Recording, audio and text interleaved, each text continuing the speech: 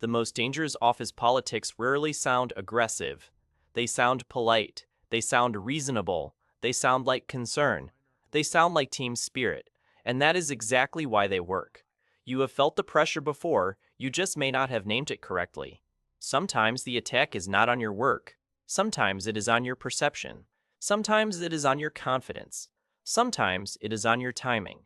Sometimes it is on your reputation before you even enter the room. By the end of this, you will spot 7 subtle mind games people play at work. More importantly, you will know how to shut them down without becoming the villain in the story. The first rule is simple. If a workplace interaction leaves you confused, smaller, rushed, or strangely guilty, slow down before you explain it away. Confusion is often the smoke alarm. The move most people miss is not the loud power play. It is the quiet one that makes you question yourself. One common game is strategic vagueness. This is when someone keeps expectations blurry, then judges you as if everything was always obvious. A manager says, "Do whatever you think is best," then later acts shocked that your decision was wrong. A coworker avoids specifics in writing, stays casual in meetings, then rewrites history when results appear. Why does this work so well? Because most people assume unclear communication is an accident, not a tool. You fill in the blanks with good faith. They keep the blanks because blanks protect them. If the project wins, they supported you. If it fails, they never approve that approach. Watch for recurring phrases like, "use your judgment, keep it flexible," or "we can discuss details later." Those phrases are not always manipulative, but when they appear around accountability, they deserve attention. So here's how you take your power back. Translate vagueness into specifics before moving. Reply with short written summaries. Something like, "just confirming the priority is A, the deadline is Friday, and success means X." Clear people usually appreciate clarity. Manipulative people often resist it because precision closes their escape routes. The second game is borrowed urgency. That is when someone manufactures pressure so you stop thinking and start complying. The request suddenly becomes immediate, emotional, and somehow your responsibility to rescue. A colleague waits all week, then marks you urgent at 4:46 p.m. and frames your hesitation as poor teamwork. A supervisor says they need an answer right now, even though the issue has been sitting untouched for days. Here is what is really happening. Urgency changes your internal chemistry. It narrows attention. It makes social approval feel more important than careful judgment. Under pressure, people choose relief over wisdom. That is the hidden payoff for the person creating the rush. They are not just moving the timeline, they are moving your standards. A useful defense is to separate the emotion from the deadline. Ask, what is the actual consequence if this waits until tomorrow? That question alone exposes a lot. Real urgency survives inspection. Manipulated urgency usually becomes vague, irritated, or strangely personal. And notice the emotional language attached to it. If the message leans on loyalty, guilt, or panic more than facts, stay steady.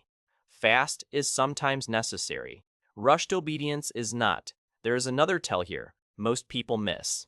The same people who demand instant responses from you often take their time answering anything that affects you.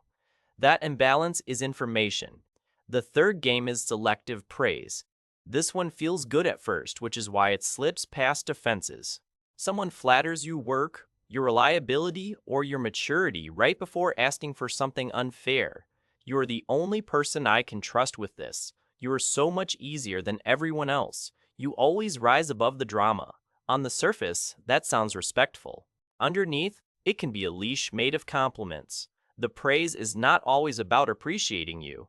Sometimes it is about assigning you a role, the dependable one, the agreeable one, the person who will carry extra weight without protest because that identity now feels morally important. Watch for praise that arrives with hidden labor, especially when the appreciation disappears the moment you set a boundary. That shift reveals the truth. If they valued you, the respect would remain after the no. If they valued access, warmth will vanish when compliance does. A quick office example. One employee is constantly called the adult in the room. Soon, she is expected to absorb everyone else's chaos while louder people keep cleaner schedules. The compliment becomes a trap, so how do you defend against it?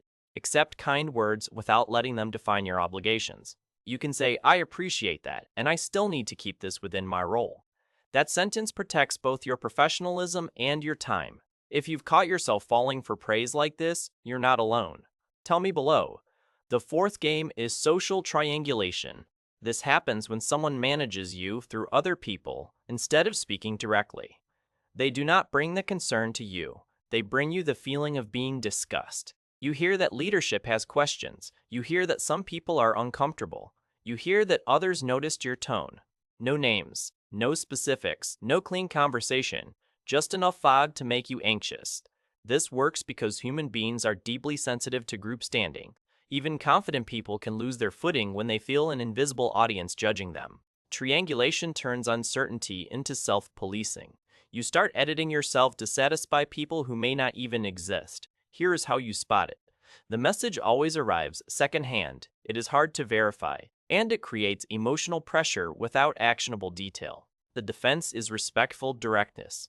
Ask who specifically has this concern and can we discuss it together. That one move forces vague social pressure into a real conversation. If the concern is genuine, clarity helps everyone. If the concern was a control tactic, the fog suddenly matters less. Watch for this in offices that reward appearances over honesty. The more political the culture, the more powerful secondhand pressure becomes. But aware people stop living under unnamed opinions. They ask for direct communication and make the invisible visible. The fifth game is calibrated exclusion, not full rejection. That would be too obvious, just small deniable omissions that slowly change your confidence and influence. You are left off a meeting that affects your project. You get the update after everyone else. A lunch happens where decisions are casually shaped, and somehow you were not told. Then, if you react, it gets minimized. It was last minute. You were probably busy. It is not a big deal. Here is the bigger truth. A pattern does not need to be dramatic to be strategic. Repeated minor exclusions can train you to speak less, expect less, and doubt your own relevance. That is why this tactic is so corrosive. It attacks belonging without leaving a clear bruise. And at work, belonging affects opportunity. The defense begins with pattern recognition. Do not argue every single moment in isolation. Track repetition. If key information repeatedly bypasses you, document it calmly.